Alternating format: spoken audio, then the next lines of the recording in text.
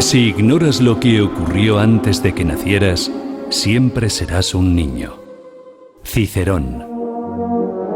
Una hora con la historia, un nuevo enfoque del pasado deshaciendo mitos, con Pío Moa. Pues estamos en una hora con la historia con don Pío Moa. Don Pío, muy buenas tardes. Hola, buenas tardes. Bueno, hoy hablando España en la Guerra Fría. Sí. Pero eso. antes tenemos un editorial. Sí, un editorial sobre la evolución del PP. Sobre la evolución del PP, pues Eso es. muy interesante para ponernos en situación. Muy actual, sí, evidentemente. Pues cuéntenos. Bueno, ahora vemos que está en marcha una gran operación para presentar a un PP renovado que se ha vuelto patriota y democrático y por ello debería copar nuevamente el centro-derecha y excluir y marginar a otros partidos, por ejemplo a Vox, ¿no? Es una idea que hay que ver en qué se basa, porque el PP en toda su historia ha sido el principal auxiliar de los separatismos y de las políticas del PSOE. Esto conviene señalarlo porque se olvida a base de palabrería, pero en los hechos, ya con Aznar, por ejemplo, los separatistas obtuvieron más de lo que pedían. Con Aznar desapareció, por ejemplo, la Guardia Civil de Cataluña, empezó el vaciamiento del Estado en Cataluña y Vascongadas y en fin, eliminó a Vidal Quadras, que era un elemento que estaba fastidiando bastante a los separatistas, etcétera, ¿no? Y además, que lo que es más grave todavía, este partido marginó la protesta espontánea que allí había y que era muy grande, como se ha visto al final con lo de en la reacción españolista muy fuerte que ha habido allí en los últimos 2 años, ¿no? Pero entonces estaba marginada, negada, no tenía voz, en definitiva, ¿no? Esto lo hizo el PP. En cuanto al PSOE, pues, o sea, la política fue muy parecida a la del PSOE en cuanto a los separatismos y digamos que también, sobre todo después de los avances de Zapatero, que consiguió hacer lo que no consiguieron los rupturistas en 1936, consiguió establecer la ruptura, una ruptura antidemocrática. Bueno, pues a continuación el PP, no hay que olvidarlo porque es así, es una evidencia, no es una acusación vana, pues lo que hizo fue aplicar todas las políticas de Zapatero. Bueno, esto no obedece a una especie de conjura, sino fundamentalmente a un vacío intelectual e ideológico que es en ese partido, ¿no? Su orientación se resume en unas cuantas frases tópicas como la economía lo es todo, mirar al futuro, el voto útil, política de centro-derecha. Sin embargo, si detrás de estas frases no hay un pensamiento solvente, pero en cambio hay muchos hechos. El centro-derecha ha consistido en aplicar, como digo, las políticas totalitarias del PSOE, en fomentar y financiar los separatismos, en ceder la soberanía a la burocracia de Bruselas, en satelizar política y culturalmente al país, en entrar en la dinámica de la corrupción institucionalizada, que ya empezó con Felipe González, en vulnerar la Constitución. Es muy significativo, con esto de la economía lo es todo, que el PP haya sido desbancado por una acusación de corrupción económica, cuando quienes la acusan son todavía más corruptos que él, ¿no? Bueno. En fin, ha vulnerado la Constitución porque, en principio, la Constitución no permite nada de eso. No permite ni entrega de soberanía, no permite financiar a los separatismos, no permite incluso lo que hizo el PSOE y continuó el PP de rescatar a la ETA de la ruina para convertirlo en una potencia política. Esto es totalmente anticonstitucional e ilegal. Sin embargo, ahí está. El voto útil, por lo tanto, ha sido realmente útil para estas cosas. Ha sido útil para los separatistas y para el PSOE. Insisto mucho en esto, hay que ir a los hechos. La economía lo es todo expresa una especie de marxismo pedestre de señoritos incultos y codiciosos, con el abandono de la cultura en manos de la izquierda y la colonización por el inglés. Esto es la economía lo es todo. En la práctica, no ha sido otra cosa. Y por mirar al futuro debe entenderse la adhesión al antifranquismo de izquierda y separatistas con un matiz. Los izquierda y separatistas, que se sienten herederos del Frente Popular, pues se empeñan en derrotar a Franco, 40 años después de muerto. En cambio, el PP lo que querría es que Franco desapareciese de la historia, que se olvidase como si nunca hubiera existido y no contaminase el supuesto espíritu democrático del partido, porque el PP, su gente y tal, provenía de aquel régimen, igual que proviene de aquel régimen la monarquía y la propia democracia. Pues porque el PP, como los demás, utiliza el término democracia como una especie de palabra mágica para justificar cualquier ataque real a la libertad de España. Así que en España los más demócratas son la ETA, porque son los más antifranquistas, indudablemente, y los separatistas, esos son los más demócratas.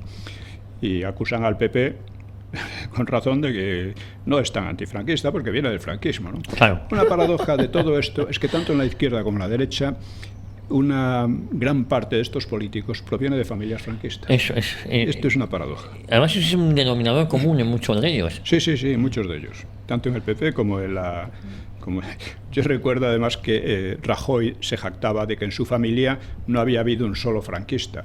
No como en la familia de muchos socialistas.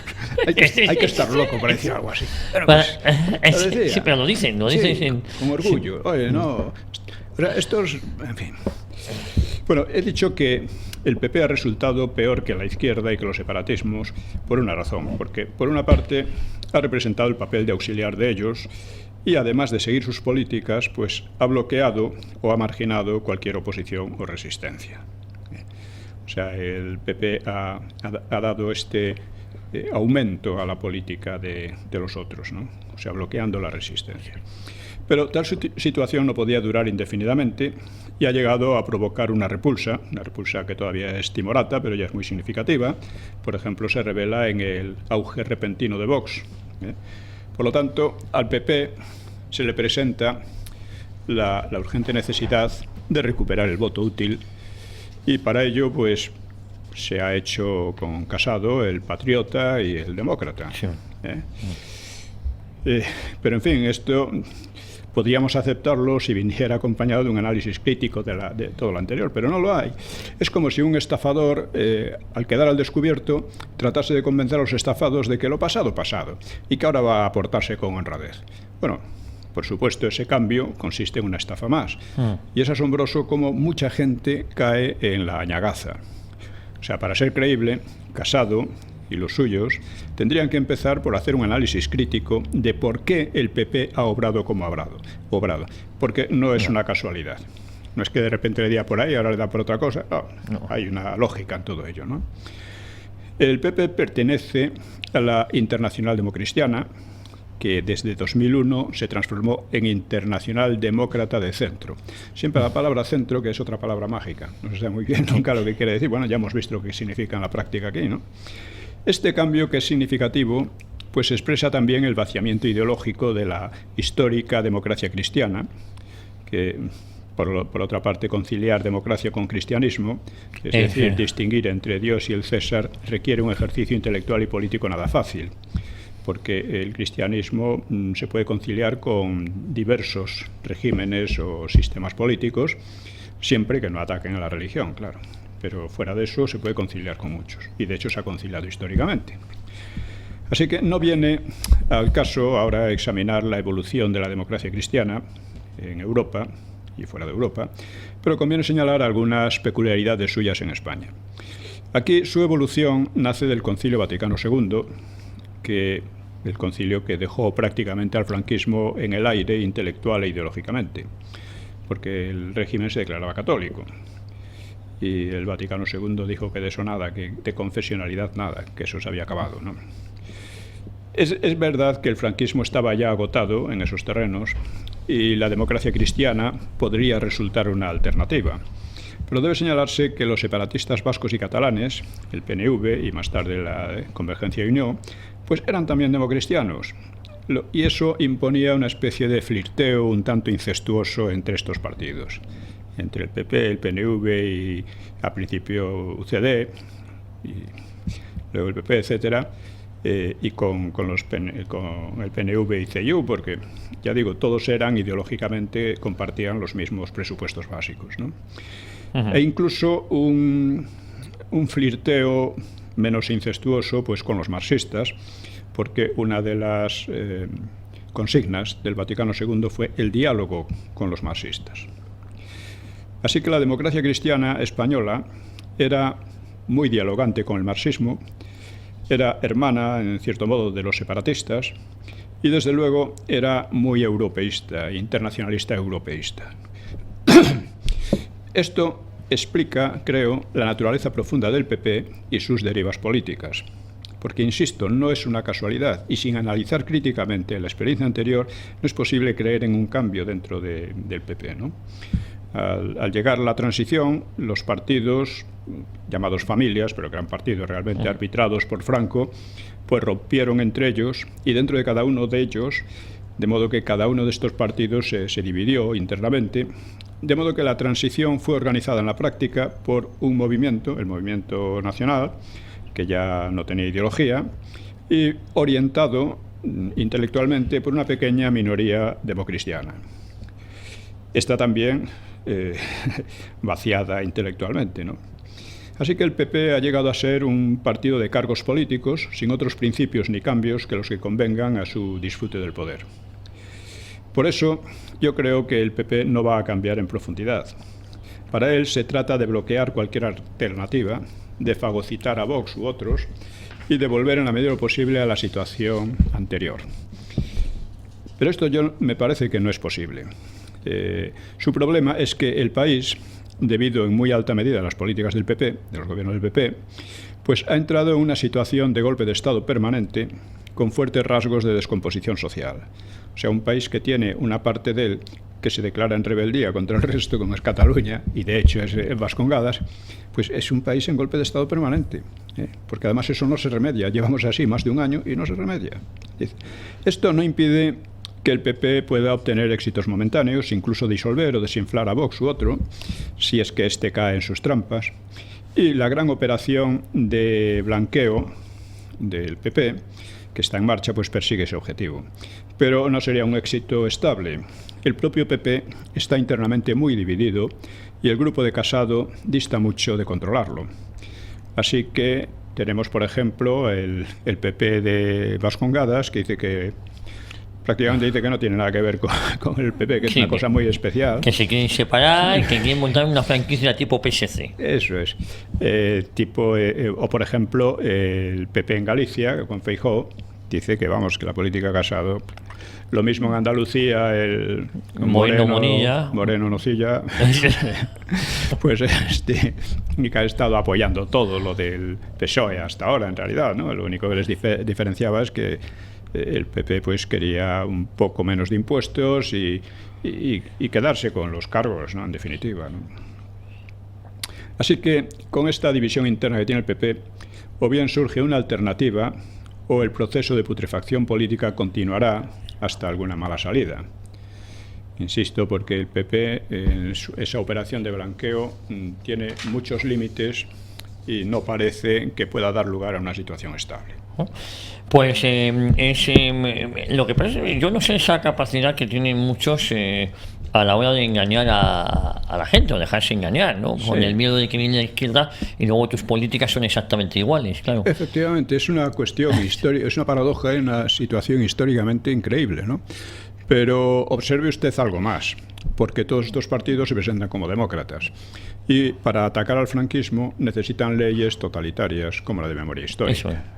Y quiero recordar a nuestros oyentes que este es el único programa contra la ley de memoria histórica, que quiere decir a favor de la democracia en el aspecto histórico. No hay otro programa en Internet ni fuera de Internet. Así que volvemos a insistir en la necesidad de que nuestros oyentes financien el programa y lo difundan al máximo. Insistimos mucho en esto porque no acabamos de conseguirlo. Estamos siempre o bajo mínimos o en mínimos, raspando, o raspando, ¿no? Y esto realmente, si hubiera una tradición en la derecha también, es la falta de sentido de la cultura. Les parece una cosa insignificante, les da igual. Creen que además debe ser gratis, sin más, el esfuerzo cultural que se hace, etcétera, ¿no? Bueno, esto es una tradición lamentable, pero que hay que irla rompiendo, porque si no, no podremos hacer nada. Esto se quedará una cosa testimonial para 4 gatos y se acabó. Y sí, no queremos que sea así. No. Y es una pena, pero efectivamente es la falta de cultura que existe en medios conservadores de sí, mantener programas o de pagar por contenidos. Sí, falta de interés cultural, básicamente. Sí. Por eso han dejado la cultura en manos de la izquierda. Yo digo muchas veces a los que se quejan, pero fíjate qué porquerías hacen en la televisión, en el cine, en literatura, etcétera. Sí, serán porquerías, pero las hacen. ¿Ustedes qué hacen? ¿Hacen algo que contrarreste eso, aparte de quejarse? No, nada. Ni siquiera contribuyen a los pocos que estamos dando la batalla. Y esto, quiero hacer un llamamiento a que esto debe cambiar. Bueno, nos metemos directamente, si te parece, en el título del programa de hoy, que es la España en la Guerra Fría. ¿Cómo le afectó y qué circunstancias se vio? Papel tuvo? Porque, ¿qué papel tuvo? Esto es otro de los capítulos del libro Los mitos del franquismo, que creo que es necesario que los lea mucha gente para enterarse de lo que fue aquel régimen y acabar con todas estas demagogias de la ley de memoria histórica, etcétera, ¿no? Ya es muy significativo, insisto, en que para atacar al franquismo haya que atacar a la democracia. Y sin embargo, todos los antifranquistas dicen que son antifranquistas porque son demócratas. Vaya. Que eso es otra barbaridad. Qué casualidad, qué casualidad. Por ejemplo, la ETA, como usted ha recordado, es antifranquista. Serían los ultrademócratas, ¿no? Claro. Pero, es más, ellos se presentan como tales. Claro. En Vascongadas, la ETA, los afines a la ETA y tal, dicen que no, que ellos son los verdaderos demócratas porque la transición se hizo a partir del franquismo, que no era democrático. Ellos son los demócratas. Ellos son los demócratas. Bueno, pues cuéntenos. Bueno, pues digamos que en el plano internacional la llamada era de Franco se desenvolvió en 2 grandes etapas muy distintas. La marcada por la crisis de la democracia liberal, el auge de los fascismos y la guerra mundial, unos 9-10 años, y la de la Guerra Fría, que fueron 30 años hasta 1977 o 31 hasta la Constitución del 78 para el franquismo. Esta Guerra Fría incluye como un periodo, en el conjunto del mundo fue hasta la caída de, puede decirse, el elemento simbólico fue la caída del muro de Berlín en 1989, ¿no? Y luego poco después la caída de la Unión Soviética en el 90-91, ¿no? Bueno, pues esta etapa de la Guerra Fría incluye como un subperíodo especial el del aislamiento, que duró 7 años, ¿no? La ruptura de la Alianza Soviético-Democrática en 1947 pues abrió, como es sabido, la confrontación entre los 2 grandes triunfadores de la Guerra Mundial, entre USA y la Unión Soviética. Hay que recordar que para Inglaterra fue una victoria un tanto pírrica, porque primero de ella había salido como potencia de segundo orden y además endeudada hasta las cejas y en vísperas de perder su magno imperio. O sea que para Inglaterra, quieran que no, pues quedó además bajo la tutela de USA en casi todos los aspectos, ¿no? Mientras que antes de la guerra era la primera potencia mundial realmente. Bueno, la pugna, que nunca llegó al choque directo entre USA y la Unión Soviética, pues duraría 42-44 años, hasta la caída del Imperio Soviético, que hay que decirlo también, fue una caída completamente inesperada para la casi totalidad de los analistas y de los políticos. Yo me acuerdo como Ricardo La Cierva se burlaba un poco de Javier Tusell, que había escrito un libro que había que acostumbrarse a... Y lo había escrito pocos años, muy poco antes de la caída. Había que acostumbrarse a que la Unión Soviética iba a continuar ahí indefinidamente, porque era un sistema muy sólido y que, en fin, era lamentable, pero, en fin. No supo verlo. No. Bueno, este enfrentamiento frío se desarrolló en los terrenos político, económico y cultural, pero también causó guerras muy calientes, golpes de Estado y revoluciones. El franquismo participó a su modo en este largo conflicto, que no llegó a ver su final, claro. Los intereses políticos y económicos concretos en cada ocasión pues venían un poco subtendidos por concepciones mesiánicas cuya raíz puede encontrarse en la Ilustración. La Unión Soviética, por ejemplo, se consideraba a sí mismo la vanguardia de un movimiento universal, de una experiencia histórica gigantesca, basada en la ciencia, y que emanciparía a la humanidad de toda opresión, de toda superstición religiosa o de cualquier otro tipo. Así construía, decía, el socialismo en permanente batalla con poderes exteriores imperialistas, decía, y resistencias interiores que trataban de restaurar el poder burgués. Así que el socialismo, una vez se asentara bajo la dictadura proletaria, pues daría paso al comunismo, que sería una sociedad pacífica y creativa, de plena igualdad y libertad para los seres humanos, sin Estado, y algo que nunca había conocido la humanidad. Su victoria sobre los nazis pues demostraría la fortaleza y justificación histórica de su proyecto, en función del cual valdría la pena arrostrar los mayores sacrificios y proclamar la guerra, con unos u otros medios, contra los reaccionarios, o sea, contra los que no eran comunistas, que necesariamente serían explotadores y opresores.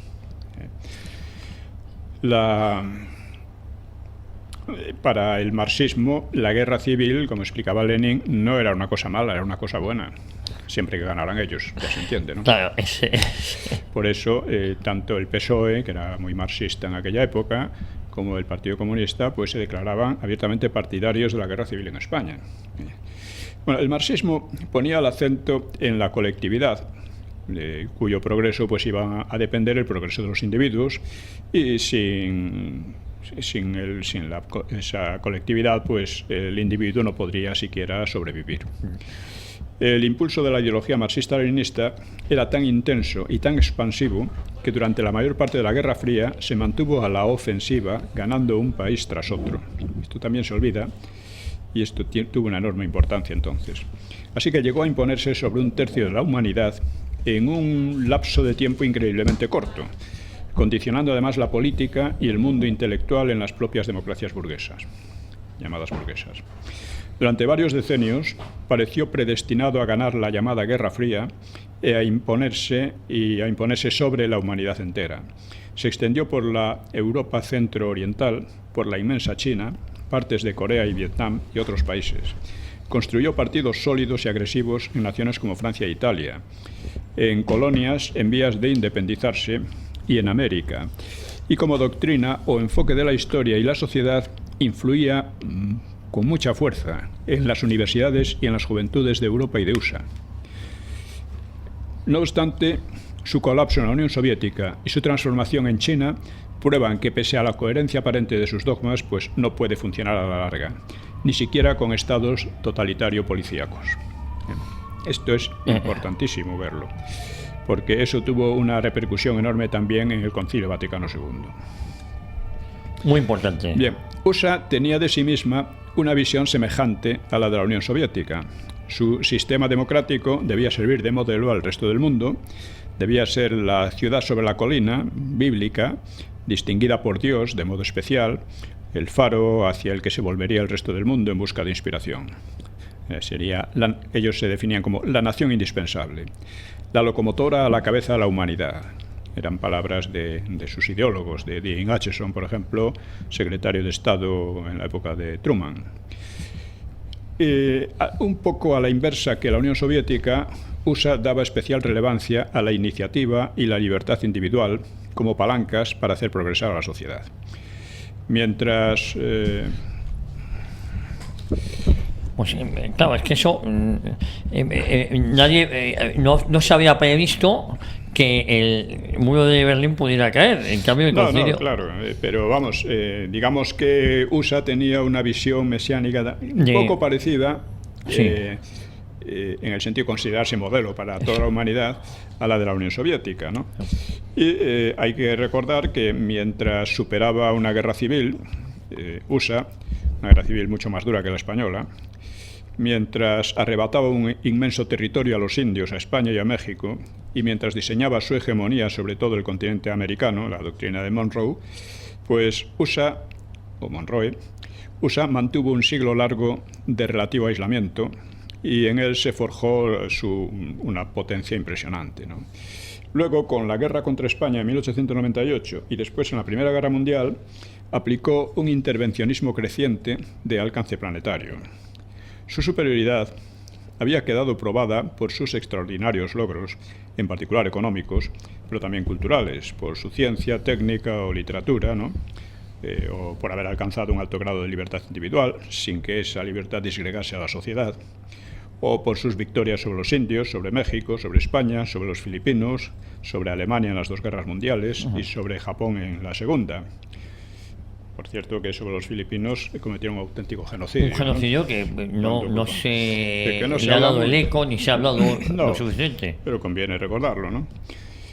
Ellos iban a liberar a los filipinos de España y lo que hicieron fue causar hasta 1 millón de víctimas. De víctimas, sí, tremendo. Sí. Entre las 2 superpotencias, pues la España franquista tenía que optar necesariamente por USA, ya que para el franquismo la Unión Soviética era el enemigo máximo y más peligroso, y era radicalmente incompatible con el franquismo, pues por su ateísmo y por su totalitarismo. Pero esto no suponía, o sea, al optar por USA, no suponía la plena aceptación de la ideología useña, o sea, el mesianismo useño, pero sí cierta repugnancia por su materialismo y su hostilidad a la cultura hispánica. Esto era una crítica difusa, pero muy presente, ¿no? No se olvidaba que USA perjudicaba mucho a la cultura hispana en América. Hay un autor, Salvador de Madariaga, que decía, por entonces, dice, la Unión Soviética y USA son nuestros enemigos. La Unión Soviética aspira a degollar nuestra libertad y USA aspira a degollar nuestra cultura. Solo hay que ver los nombres que se han puesto. Estados Unidos de América. Bueno, algo de esto hay. Y no se debe de olvidar, además. Según la manera de entenderlo aquí en España, pues USA sentiría obsesión por el dinero y reduciría al dinero pues todos los valores en una especie de culto al becerro de oro. Y al mismo tiempo actuaba de forma imperialista con respecto a Hispanoamérica y pretendía determinar los asuntos internos españoles. Ya digo, esta idea la explicó bien Salvador de Madariaga, sí. O sea, él entendía que para el useño todo el continente era suyo, de un modo u otro. O sea, de una manera muy directa USA y de una manera menos directa el resto, ¿no?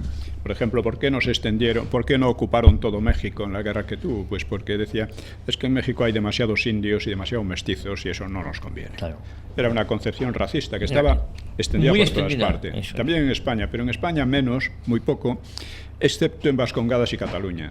Todos los separatismos catalán y vasco se basan en ese racismo, de que ellos son superiores al resto de los españoles. Supremacía. Porque si no creyeran eso, aunque actualmente no lo pueden decir abiertamente, pues su separatismo caería por su peso, no tendría razón de ser. Serían como los demás, su historia ha sido como los demás, están mezclados todas las regiones, gente de todas las regiones profundamente, o sea que ese no... Pero en la base sigue habiendo esto, en fin, la verdad es que, aunque en USA se encuentra gente muy hispanófila, indudablemente, pero el conjunto de su política había consistido en socavar y desprestigiar la herencia católica y la herencia española. Para eso se valían del poder económico y de las clases dirigentes hispanoamericanas.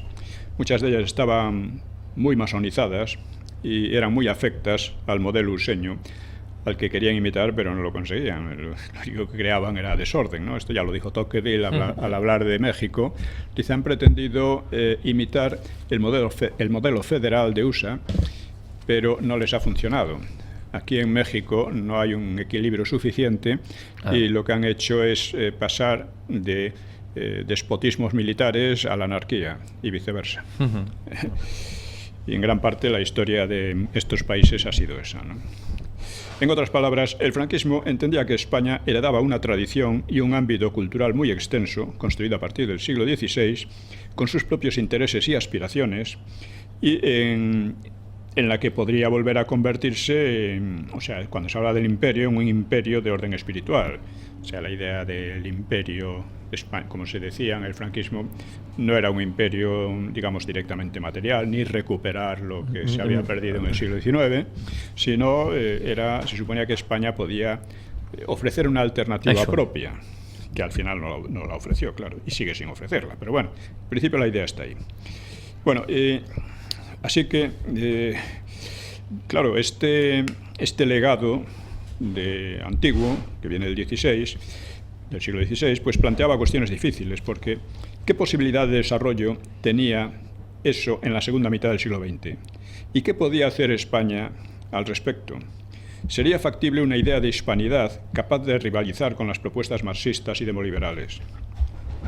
Los pensadores, Ramiro de Maeztu, Manuel García Morente, entre otros, habían intentado elaborar una ideología panhispánica cimentada en la doctrina católica y los logros del siglo de oro. Pues en eso se estaba, pero no llegó a funcionar. Para Maeztu, la idea de hispanidad radicaría en la convicción de la igualdad esencial de todos los pueblos de la tierra y el programa de hacer efectiva esa igualdad mediante el catolicismo. Claro, España había sido siempre católica, pero el catolicismo no era España ni era español, era universalista, claro. Morente intentó definir los rasgos éticos y psicológicos propios de lo hispánico, personificándolos en la figura ideal del caballero cristiano. Los dos enfoques tropezaban con diversas realidades. El mundo hispanohablante no vivía tiempos felices desde hacía mucho tiempo, y la Nueva España, aunque se estuviera reponiendo de numerosos achaques, como decía Ortega y Gasset, pues carecía de la potencia material y espiritual adecuada para desempeñar un papel de líder o al menos de inspirador, ¿no? Máxime cuando fuerzas muy poderosas en el mundo pues estaban vilipendiando constantemente al régimen franquista, así como al pasado nacional español.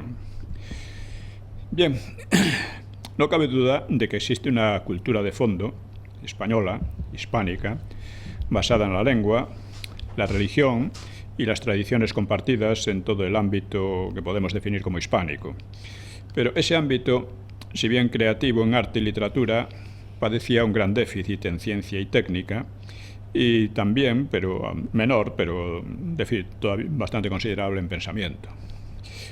Y lo sigue padeciendo. En este último orden del pensamiento, hubo elaboraciones algo etéreas, como las de Maeztu o Morente, que difícilmente podían competir con las marxistas o con las demoliberales, que eran mucho más audaces y mucho más precisas. Además, las glorias que habían creado aquel extenso ámbito cultural pertenecían a un pasado ya lejano y, para colmo, eran sistemáticamente difamadas como crímenes y motivos de vergüenza, no solo en USA y los países europeos, que habían sido tradicionalmente rivales de España, sino todavía con mayor encarnizamiento en los propios países hispanos, que preferían definirse como latinos, aunque no habla latín ninguno. Y en la misma España, antes del franquismo y hasta durante de él, aunque más atenuadamente. Es decir, esa idea de que el legado español era inferior, que no valía nada, que había sido básicamente criminal, etcétera, ¿no? Bueno, uno habría que plantearse si era posible invertir aquella tendencia mediante una doctrina regeneradora, o bien convenía aceptar un ocaso irremediable e imitar las fórmulas políticas e ideológicas de quienes demostraban tener más éxito. Era una alternativa, ¿no?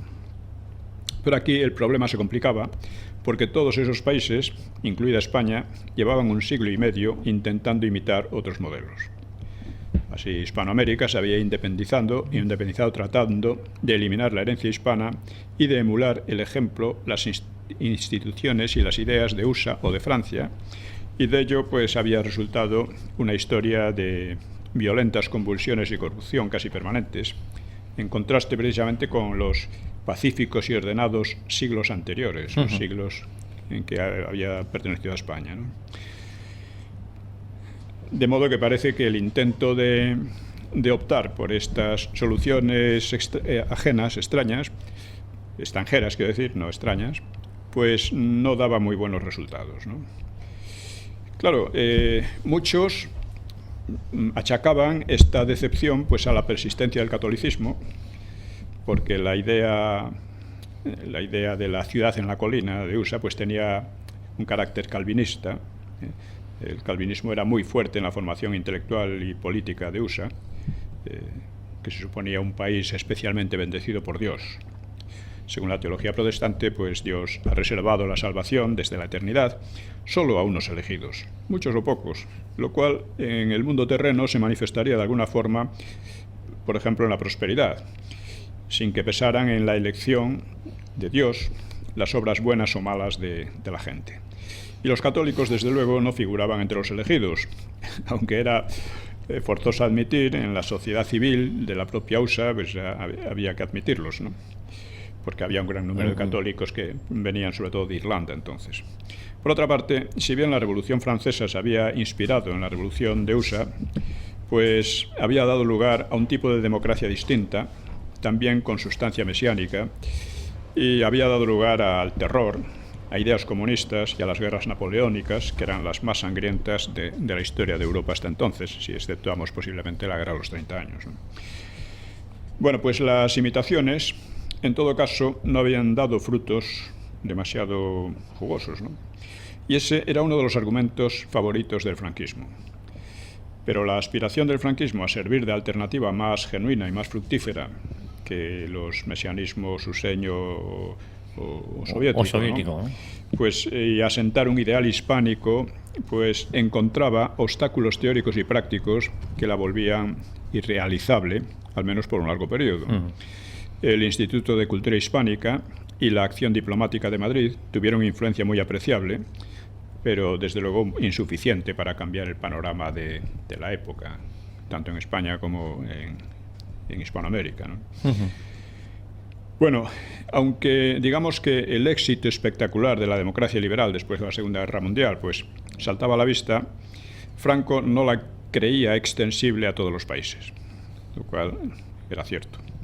Precisamente en el discurso definitorio de junio de 1945 había recordado las incumplidas promesas de Roosevelt de no inmiscuirse en los asuntos internos de España.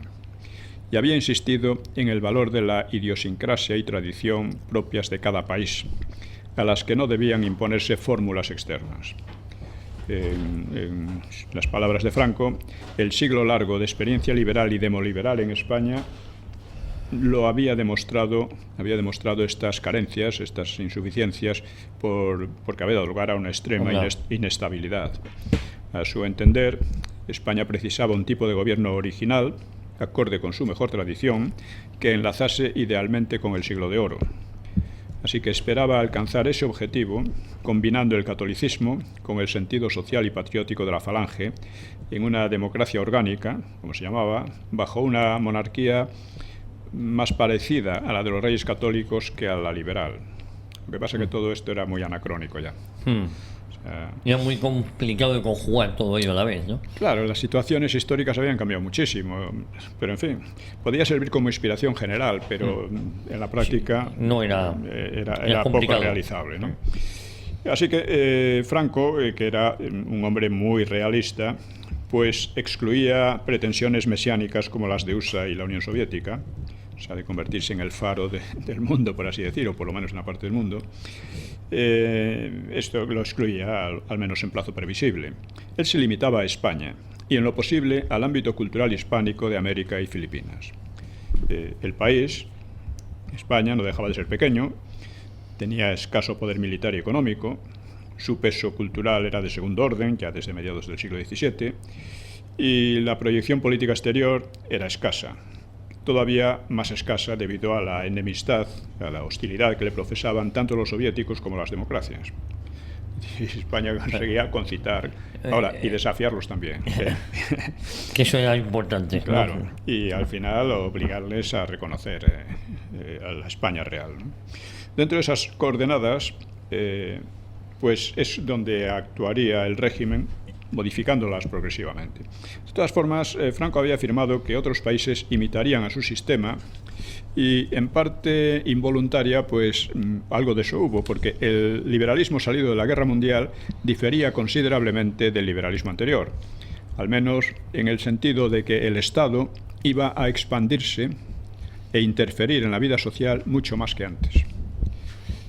O sea, esto parecía incompatible con el liberalismo, sí, pero después de la Segunda Guerra Mundial se impuso en todas partes, ¿no?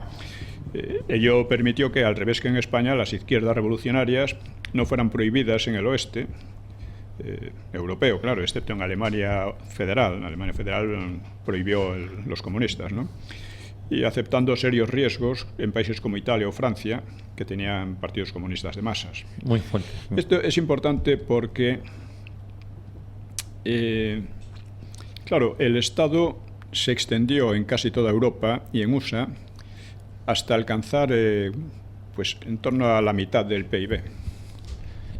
Cosa que el liberalismo decía que no podía ser, que sí iba contra la libertad, bla, bla, bla, pero el caso es que lo hizo y funcionó, y creó los estados de bienestar durante 40 años prácticamente, o 30 y tantos. El desarrollo económico de estos países fue enorme. En cambio, España, en ese sentido, la España franquista fue mucho más liberal. Aquí el Estado nunca llegó a esos niveles. A esas cotas.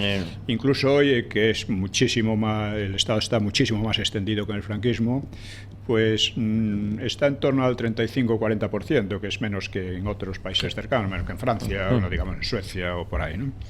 O Alemania. Pero entonces era todavía menor, al 20%, lo cual permitía una mayor libertad económica, entre otras cosas, ¿no? O sea, tenía sus pros y sus contras. Bueno, pues digamos que ante la Guerra Fría el franquismo optó por USA, no tenía otra opción, pues no había otra opción, porque se sentía especialmente comprometido contra la Unión Soviética, y también porque la propia posición geoestratégica de España pues lo imponía. O sea, se ha acusado al franquismo de subordinarse totalmente a la política de Washington, pero es una verdad, es una falsedad total, ¿no? Una de tantas, ¿no? Casi siempre que se analiza el franquismo surgen o bien o se hace de manera muy insuficiente en los que se proclaman franquistas más o menos, o de manera totalmente falsaria en los antifranquistas, ¿no? En rigor, por ejemplo, los países de la OTAN estaban mucho más supeditados que España a USA, porque sin la protección de USA, Europa Occidental habría cedido al empuje soviético, que además estaba favorecido por las quintas columnas comunistas, porque los partidos comunistas de Italia, Francia, etcétera, eran fuertísimos, ¿no? Así que España tenía de entrada la baza de carecer de esa quinta columna. Hombre, había un partido comunista, pero era muy pequeño, no conseguía salir casi del aislamiento. Y por otra parte, la lejanía del telón de acero, ¿no? La colaboración con USA se convirtió en un eje, aunque no el único, de la política exterior de Franco. Aunque ya hemos aludido a los procesos de posguerra en el mundo, vale la pena insistir aquí en ellos. El centro de la Guerra Fría fue una Europa dividida entre la tutela useña, que daría lugar a la OTAN, y el dominio soviético del Pacto de Varsovia. La partición del continente en las dos áreas de influencia que habían decidido los tres grandes al final de la Guerra Mundial, pues continuaría, aunque con alteraciones. Por ejemplo, Checoslovaquia cayó definitivamente en la órbita de Moscú después del golpe de Praga en 1948, casi 3 años después de terminada la Guerra Mundial. En Grecia, los comunistas no estuvieron demasiado lejos del triunfo. España era otro punto peligroso, porque de haber triunfado el maquis, o simplemente haber logrado una amplitud comparable con la de Grecia, España se habría convertido en un avispero en la retaguardia misma de todo el dispositivo occidental. Evidentemente, hubo una resuelta acción contra el maquis que no solo benefició al gobierno español, sino a las democracias europeas, algo que estas democracias, desde luego, nunca apreciaron ni agradecieron con claridad. El bloqueo soviético de Berlín, en 1948-49, pudo haber derivado en un nuevo cambio de fronteras, incluso en guerra abierta, pero terminó con victoria política de USA y no llegó más lejos. Es decir, que en la propia Europa, que habían acordado respetar las fronteras, etcétera, pues había un constante, constantes choques, menores pero constantes, no frecuentes. Como digo, la Unión Soviética, a cambio de de este fracaso en Berlín, pues pudo aplastar con los tanques y sin oposición occidental pues las revueltas que estallaban aquí y allá, como en Berlín o Budapest y más tarde en Praga. Por fin, desde finales de los años 40, la frontera entre el este y el oeste de Europa permaneció estable. Una frontera tendida con alambre de espino y puestos de ametralladoras por parte soviética. Era una frontera aterradora en muchos aspectos. Sí. ¿No? Y hay que decir que estas cosas a los jóvenes actuales me parece que les suenan a chino. Sí, no lo han leído, no lo han visto, no lo han investigado. No, y estas cosas que, claro, como no se dicen ni se enseñan, pues... Da una sensación idílica de lo que era el comunismo. Sí, que ya, y no entienden nada, ni los nombres, ni las situaciones. Claro. Por eso es preciso decirlo también, ¿no? Pero... si en Europa perduró una paz tensa y relativa, en el resto del mundo la Guerra Fría pues generó golpes de Estado y revoluciones. O sea, sin ánimo de exhaustividad, pues cabe citar varias de las más relevantes. La Guerra Civil China concluyó en 1949 con victoria marxista. Este fue un suceso de la mayor trascendencia histórica por cuanto se trataba del país más poblado de la Tierra, era tan grande como toda Europa, y con un potencial invalorable. La Guerra de Corea, comenzada en 1950, pues duró 3 años y terminó en tablas. Y contribuiría también indirectamente, junto con el bloqueo de Berlín, a romper el aislamiento español. Hacer ver a USA y a los demás que la decisión de España era muy importante para ellos, por muy tontos o por muy chulos que quisieran. En Indochina, los comunistas volvían a ganar en 1954 con derrota de Francia y división de Vietnam en 2 estados. Fidel Castro se imponía en Cuba en 1959 en las mismas barbas del tío Sam. Por Cuba se produjo también, 3 años después, la crisis de los misiles, que fue probablemente el momento de mayor peligro de choque directo entre las 2 superpotencias. O sea, los soviéticos habían instalado misiles que USA consideró peligrosos, una amenaza, e inadmisibles, y así que hubo una tensión fuertísima y al final la Unión Soviética reculó, pero el régimen cubano continuó y además convertido en un foco de agitación en toda América y en África. En todos estos sitios el castrismo prohijó movimientos guerrilleros y otras formas de subversión, ¿no? Todo ello, aparte de guerras coloniales, golpes prosoviéticos o de la CIA, dos de los golpes que organizó la CIA pues son bien conocidos. Fueron en 1953, derrocaron a Jacobo Arbenz en Guatemala, y que era más bien, no era realmente comunista, era avanzado, ¿no? Guatemala era un país también terrible, ¿no? Por la opresión de los terratenientes y demás, ¿no? Y otro golpe que propiciado por la CIA, pues expulsó al año siguiente a Mossadegh en Persia para instalar a Shah Reza Pahlavi. Esto es importante porque Mossadegh tampoco era muy radical, era un nacionalista y quería nacionalizar el petróleo, etcétera, ¿no? Y la CIA se libró de él mediante un golpe de Estado.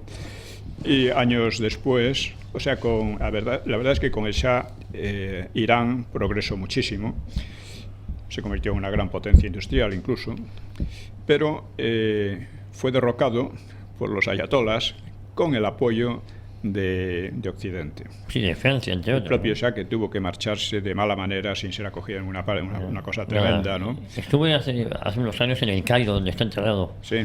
En sala de prensa, porque es el único sitio donde le acabaron acogiendo en Egipto. Sí. Le pasó un poco como al zar de Rusia en la Primera Guerra Mundial. Nadie lo quería. Después de haber ayudado todo lo que pudo y a un coste tremendo a las potencias occidentales, esta es lo dejaron completamente hasta que fue asesinado, claro. Pues el Shah decía, es peligroso ser enemigo de USA, pero es aún más peligroso ser amigo suyo. Sí. Claro, era demasiado amigo de USA y dependía demasiado de USA. Sí, y le dejó caer Jimmy Carter. Claro, y se había olvidado de muchas realidades de su propio país. Sí. Franco eso nunca cayó en ese error. Sí, el problema quizás es que luego ya se olvidan, es verdad que sacan al país de cierto atraso, pero llega un momento que viven en la opulencia y se olvidan de la realidad social, de la historia, de la cultura, intentan imponer cosas que no es tan fácil. Occidentalizar cuestiones que así por las buenas, ¿no? Franco era amigo de USA, pero no demasiado amigo, pero guardaba las distancias, guardaba mucho las distancias. En 1970, otro golpe, este sí que era marxista, Allende, ganó el poder en Chile por las urnas, pero sin mayoría absoluta, ¿no? Una mayoría muy relativa. Sí, y pronto llevó al país al desbarajuste. Y USA, pues, que temía una nueva Cuba en el Cono Sur, pues apoyó el golpe militar de Pinochet, que en el 73 liquidó el experimento. Es curioso que los chilenos querían que la Unión Soviética les prohijase como Cuba, pero la Unión Soviética no quería. Es que Cuba nos está costando un ojo de la cara. Es que lo de Cuba fue un experimento que le salió muy caro a la Unión Soviética. Carísimo, porque dependían de la Unión Soviética en todo. Y que además tenía que regalárselo casi la Unión Soviética por motivos de solidaridad y, claro, por la importancia estratégica de Cuba, ¿no? El otro día entrevistamos en estos mismos micrófonos a José Antonio Caz, que es de la derecha chilena, y claro, y comentaba, saliéndonos un poquitín del tema, de la realidad chilena, que si Pinochet no da ese golpe de Estado, Chile sería la Venezuela de la época. Sí. Y que era el pueblo quien pedía el golpe de Estado a gritos. Sí, evidentemente. La mayoría de la gente estaba viendo cómo se... la miseria que crecía por todas partes, como en Venezuela, indudablemente, ¿no? Bueno, pues los años 60 vieron una escalada del armamento nuclear entre las dos superpotencias, y USA se vio atrapada en un cepo en Vietnam. Esa guerra concentró la atención del mundo durante la segunda mitad de los años 60 hasta el 75. Y esta guerra, que en principio era una guerra civil, provocada por el empeño comunista de Vietnam del Norte en unificar el país bajo su dominio, como había intentado Corea del Norte, pues marcó toda una época. A finales de los 60 estaba claro que USA, con todo su enorme poderío militar y técnico, que utilizaba a fondo salvo las armas atómicas, y contando con un nutrido ejército aliado vietnamita, pues no conseguía someter a un país pequeño y atrasado y a unas fuerzas comunistas respaldadas por la Unión Soviética y por China, pero mucho más débiles materialmente, ¿no? O sea, la resistencia del Vietcong, de los comunistas vietnamitas, y de Vietnam del Norte, provocó un enorme desgaste y un enorme descrédito de USA en la opinión mundial, animó protestas masivas contra lo que llaman el imperialismo yanqui y dividió y desmoralizó a la propia sociedad useña. La victoria final de los comunistas, 7 meses antes de la muerte de Franco, pues sugería la superioridad esencial que marcaba el rumbo de la historia, de la superioridad del marxismo, una ideología capaz de derrotar a un poder material y técnico aplastante como era el de USA, ¿no? Así que aquello sonaba a triunfo, curiosamente, del espíritu sobre la materia. Paradójicamente, porque el marxismo se proclamaba materialista, claro. Bueno, junto a la Guerra Fría y condicionada por ella, cundió un vasto movimiento de descolonización que subrayó la decadencia política de Europa y el intento contrario de promover una supernación o una superpotencia europea partiendo de la Unión Económica. ¿Cuánto tiempo nos queda? Nos quedan 5 minutos. Esto tiene muchísimo más miga. Bueno, pero en fin, vamos a resumir entonces. Conviene ver este largo periodo, que es importantísimo, que se está olvidando porque, claro, la Unión Soviética cayó, pero que ha condicionado toda la historia posterior. Y dentro de ella la ha condicionado también y ha determinado, de algún modo, el hundimiento del franquismo. El franquismo pudo vencer al Frente Popular, pudo vencer a la Unión Soviética aquí en España, pudo desafiar todos los intentos comunistas y de las democracias por hundir al régimen, pudo reconstruir a España con sus propios medios, Pero en los años 60 fue además económicamente una época de lo que llamaban el milagro español, se conocía en el mundo como el milagro español, que fue asombroso. Sin embargo, ya en los años 60 y en relación con la Guerra Fría, España quedó, o sea, el franquismo quedó vaciado de contenido ideológico por el Vaticano II. Claro. Esto es fundamental. El Vaticano II declaró el diálogo con el marxismo. En España se reflejó, por ejemplo, en el hecho de que surgieron publicaciones como Cuadernos para el Diálogo, que era una publicación católica, que el diálogo era el diálogo con los marxistas, no con el franquismo. Claro, con el franquismo nada de dialogar. Que es que además había salvado la Iglesia española casi de su exterminio. Sí.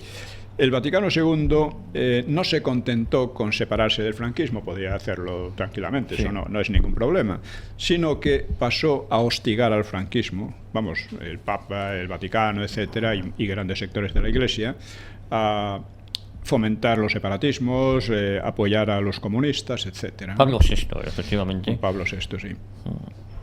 Entonces, ¿por qué ocurría esto? Pues ocurría porque el comunismo, el marxismo, parecía ir ganando la batalla de la Guerra Fría. Se extendía más y más, no parecía haber quien lo parase, era capaz de imponerse en las barbas del tío Sam, en Vietnam era capaz de derrotar a USA.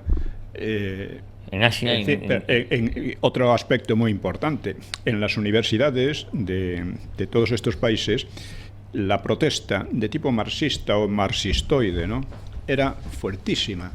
Y esto es incluso más importante que lo demás porque un sistema, un régimen, necesita apoyarse sobre todo en la universidad, porque es de la universidad donde extrae los cuadros, donde trae los intelectuales, donde extrae las personas técnicamente capacitadas para la administración y para todo en general. Y si esa universidad se rebela contra el régimen, ese régimen parece condenado de manera radical. Y aunque se habla siempre del 68 francés, pero el 68 francés fue solo la culminación de un proceso muy largo, de bastantes años, de tremendos follones en USA, en Inglaterra, en Alemania, en Francia, en Italia, etcétera. En Italia fue tremendo también. Sí. Que aquí en España llegaba solo poquito, porque los comunistas eran... Es decir, que España era el país más sólido dentro de la alianza anticomunista. Sí. En Europa era el país más sólido, indudablemente, ¿no? Pero de repente se encuentra con que el Vaticano II dice que eso de que ustedes son un régimen católico se lo han inventado ustedes. Eso no tiene nada que ver con nosotros, ¿eh? Y eso, insisto, era un resultado de esta impresión de que el marxismo era el futuro, de que nadie podría parar el marxismo, porque estaba infiltrado en la propia esencia, vamos a decir, intelectual y política, casi, y en la juventud, en los propios países anticomunistas. En la propia Iglesia, con la teología de la liberación en Hispanoamérica. Eso fue una consecuencia. Pero creo que la clave. Porque hay que reconocer también que la Unión Soviética, los servicios soviéticos, desde muy pronto, empezaron una labor de socavamiento de la Iglesia a través de una organización que se llamaba Pax, o sea, Paz, que la montaron los servicios soviéticos y polacos como una alternativa progresista a la Iglesia. Esta alternativa progresista se fue expandiendo, y hay montones de documentos, etcétera, que muestran cómo estaba constantemente atacando toda la tradición católica, a la jerarquía tradicional, etcétera, ¿no? Y los propios, no sé si en Checoslovaquia o por ahí, se jactaban respecto al Vaticano II de que lo tenían muy infiltrado. Y es verdad. Sí. Y entonces, digamos que España, que fue un bastión en la Guerra Fría contra la Unión Soviética, fue al mismo tiempo víctima de esa especie de semitraición del Vaticano II y demás. Una víctima porque dejó al régimen sin más. Por eso, cuando llega la transición, el régimen está en descomposición. Sus 4 partidos o familias están cada una tirando por su lado y dentro de cada una grupos que tiran a su vez cada uno por su lado. Y cada uno además declarándose cada vez muchos de ellos antifranquistas. Claro, esto es producto de una descomposición intelectual e ideológica que, repito, viene del Vaticano II y el Vaticano II viene de la Guerra Fría. Bueno, pues no hay tiempo para más, solo para recordar que efectivamente ese fue el principio del fin y que es paradójico como la Iglesia a la que Franco, digo por simplificar, había salvado. Es paradójico todo. Es paradójico. Es paradójico todo. Es la propia Iglesia la que acelera la descomposición del régimen. Exactamente. Y actualmente se hace la loca porque cuando intentan ultrajar los restos de Franco. Pues, don Pedro Moa, muchísimas gracias. La próxima semana volvemos aquí a Radio a una hora con la historia. Y insistimos a nuestros oyentes, divulguen y apoyen este programa. Muchísimas gracias.